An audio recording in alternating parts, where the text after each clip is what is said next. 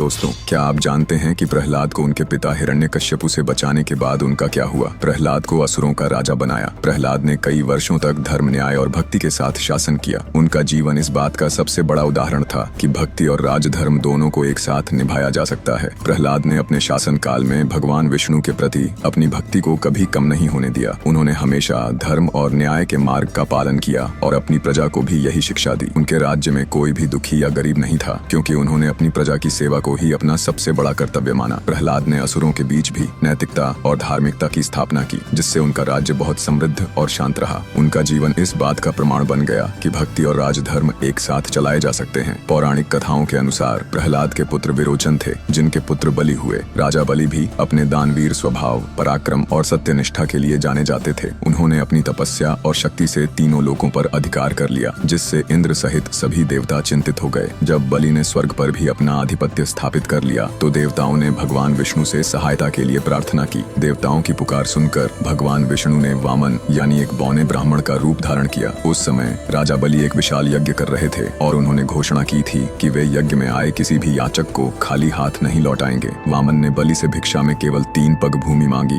राजा बलि के गुरु शुक्राचार्य ने वामन को पहचान लिया और बलि को इस दान से रोकने की बहुत कोशिश की, क्योंकि वे जानते थे कि यह कोई साधारण बालक नहीं है। लेकिन राजा बलि ने अपने वचन का मान रखा और वामन को दान देने का संकल्प लिया। जैसे ही बलि ने जल से संकल्प किया, वामन का आकार बढ़ने लगा और उन्होंने अपना विराट रूप धारण कर लिया। अपने पहले पग में उन्होंने पूरी पृथ्वी को नाप लिया और दूसरे पग में स्वर्गलोक को। जब तीसरे पग के लिए कोई जगह नहीं बची तो बलि ने बिना किसी हिचकिचाहट के अपना सिर आगे कर दिया और कहा, हे प्रभु, तीसरा पग मेरे सिर पर रखें। राजा बलि के इस महान समर्पण से भगवान विष्णु अत्यंत प्रसन्न हुए। उन्होंने बलि के सिर पर अपना तीसरा पग रखा और उन्हें पाताल लोक का स्वामी बना दिया। भगवान ने बलि को यह वरदान भी दिया कि वे हर वर्ष अपनी प्रजा से मिलने केरल में ओणम के त्योहार पर आ सकते हैं। बोलो नरसिम्हा भगवान की जय।